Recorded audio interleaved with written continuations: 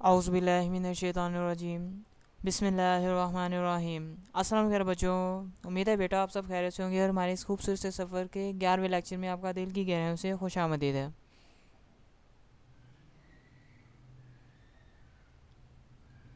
बेटा previous lecture या previous section के अंदर हमने सी लैंग्वेज के फर्स्ट चैप्टर के हमने एमसीक्यूज़ डिस्कस किए थे, तो उसी से आगे आज हम चलते हैं।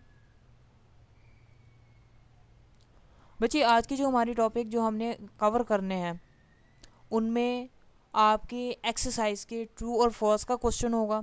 ठीक है, ये हम देखेंगे और हम देखेंगे एक्सरसाइज के अंदर जो शॉर्ट क्वेश्चंस दिए हुए हैं उन पर बात करेंगे। ठीक है, तो ये मेन टॉपिक आज के हमारे लेक्चर के होंगे। तो शुरू करते हैं आज का लेक्चर। अब बच्चे देखिएगा, आपका क्वेश्चन नंबर 2 है ट्रू और फॉल्स का।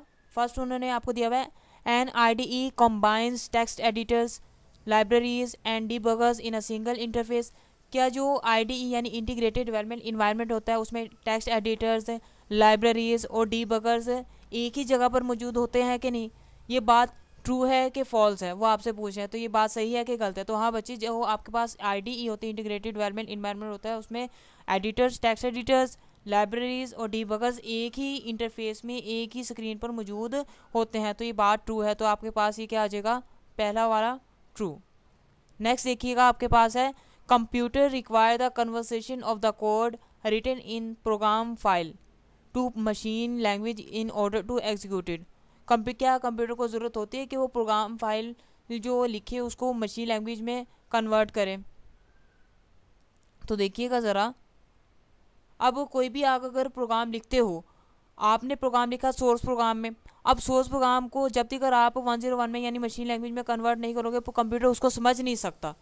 तो बात ट्रू है कि आप जो कंप्यूटर होता है उसे ज़रूरत होती है उस कोड की जो आपने प्रोग्राम फाइल लिखी उसको मशीन कोड में कन्वर्ट करने की। तो ये बात उन्होंने ट्रू की। नेक्स्ट देखिएगा, column is reserve word in C programming language. क्या कॉलम जोन सा है एक रिजर्व वर्ड है? यानी रिजर्व वर्ड वो होता है जिनका मीनिंग पहले से डिफाइन किया गया हो। तो कॉलम तो रिजर्व वर्ड नहीं ना है, इसका मीनिंग तो पहले डिफाइन नहीं किया हुआ। तो ये आपके पास बात क्या हो जाएगी, फॉल्स।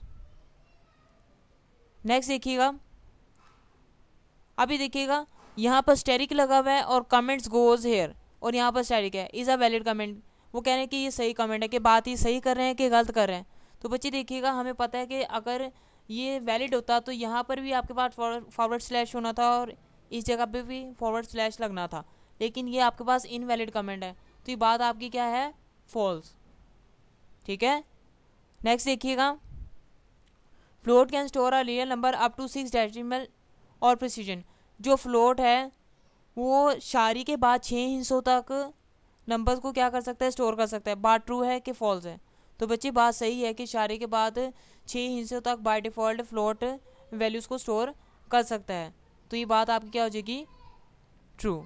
ठीक है, तो बच्ची ये आपका क्वेश्चन नंबर 2 था ट्रू और फॉल्स का। तो आगे चलते हैं शॉर्ट क्वेश्चंस की तरफ।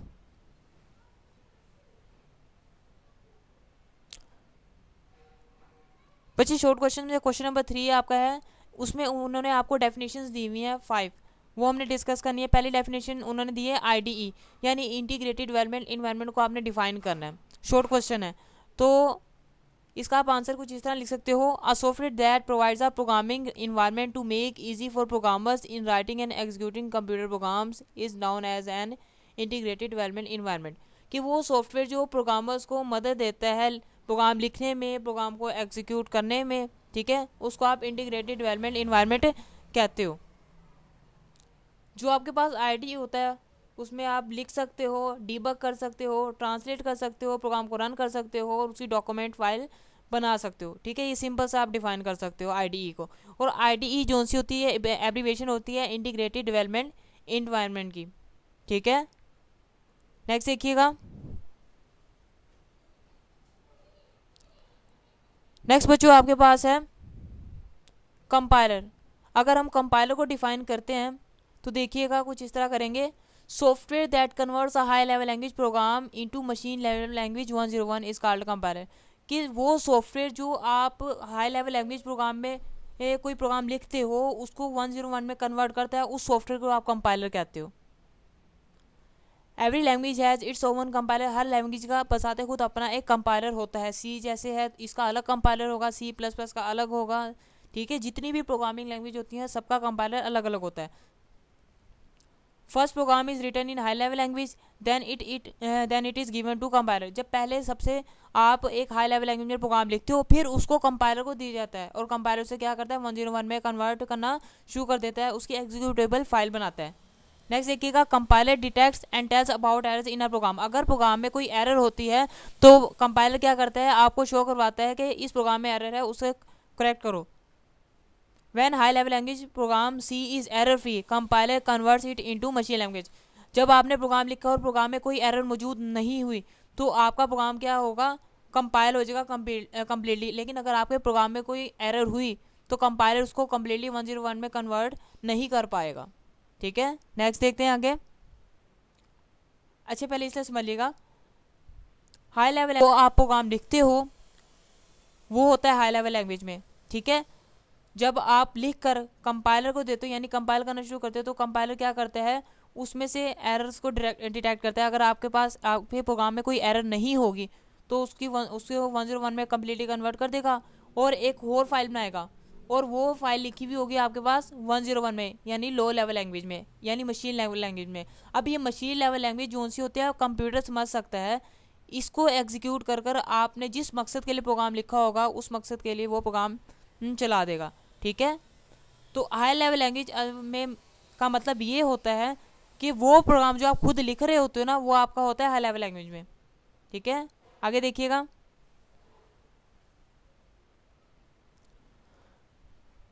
नेक्स्ट क्वेश्चन आपके पास है क्वेश्चन नंबर 3, रिजर्व वर्ड्स के रिजर्व वर्ड्स क्या होते हैं।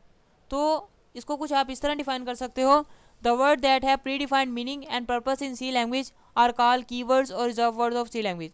कि वो अल्फाज जिनके मीनिंग्स या जिनकी डेफिनेशन या पहले ही बता दिया गया है कि ये लफ्ज़ इस प्रोग्रामिंग लैंग्वेज में क्या काम करेंगे, उनको आप रिजर्व वर्ड्स या फिर कीवर्ड्स कहते हो, ठीक है।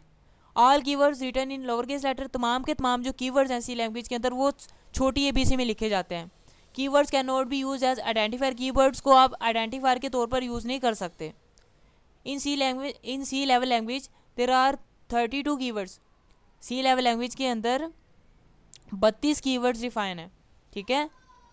ये आप नीचे दे सकते हैं, total 32 keywords C level language के अंदर मौजूद हैं जिनके डेफिनेशन या जिनको पहले ही से डिफाइन कर दिया गया है कि ये किस मकसद के लिए इस्तेमाल होंगे। नेक्स्ट देखिएगा, नेक्स्ट क्वेश्चन आपके पास है question number 4, main section of program के किसी भी प्रोग्राम का मेन सेक्शन सी लैंग्वेज में उसको डिफाइन करना है तो हम उसको कुछ इस तरह डिफाइन कर सकते हैं, it consist of main function. जो ये होता है मेन सेक्शन ऑफ प्रोग्राम, ये मेन फंक्शन पर मुश्तमिल होता है।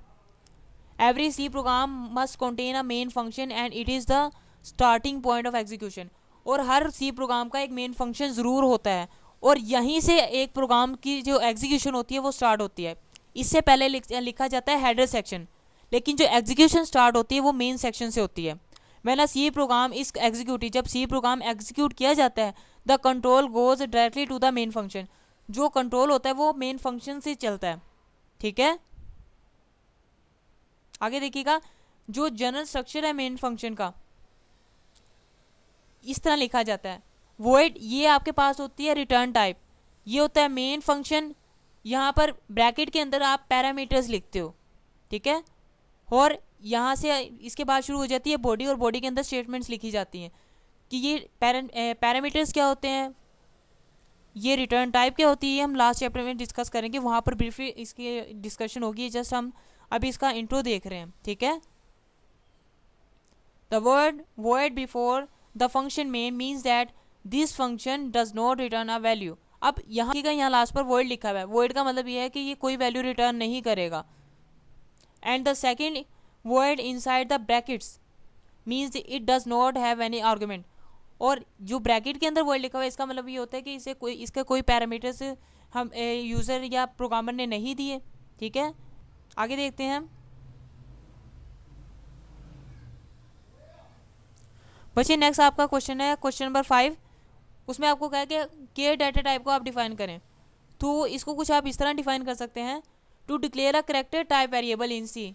कि सी लैंग्वेज में अगर आपने कोई कैरेक्टर टाइप का वेरिएबल डिक्लेयर करना है, वो यूज़ द कीवर्ड्स, तो आप उसके लिए केयर का कीवर्ड यूज़ करते हो। It takes up 1 byte of memory for storage, और ये मेमोरी में 1 बाइट की जगह लेता है। Of type care can store 1 character only, जो एक केयर टाइप का वेरिएबल होता है वो एक कैरेक्टर से ज़्यादा वैल्यू स्टोर नहीं कर सकता। ठीक है, मिसाल के तौर पे समझिएगा ज़रा। अब देखिएगा ये केयर यहाँ पर CHER लिखा हुआ है, ये आपके पास है डाटा टाइप। GRD ग्रेड ये आपके पास है वेरिएबल का नेम। अब इसके अंदर आप क्या स्टोर करवा रहे हैं, ए। और एक चीज़ याद रखिएगा, जब भी आप केयर के वेरिएबल को डिक्लेयर करवाते हो तो उसकी जो वैल्यू होती है वो सिंगल कोटेशंस के अंदर लिखी जाती है। ठीक है, और लास्ट में आपने स्टेटमेंट टर्मिनेटेड से इसे एंड कर दिया। तो इस तरह आप किसी भी कैरेक्टर टाइप के वेरिएबल को डिक्लेयर कर सकते हो। तो बच्चों, इसी के साथ हमारा आज का लेक्चर कंप्लीट होता है। आई होप आपको बहुत कुछ सीखने के लिए भी मिला होगा। ये हमारे शॉर्ट क्वेश्चंस और ट्रू फॉल्स क्लियर हो चुके हैं। इंशाल्लाह नेक्स्ट लेक्चर में आप इसकी रिमेनिंग एक्सरसाइज को कवर करेंगे। बच्चों, kindly subscribe, like and share this lecture and always keep smiling. अल्लाह हाफिज़।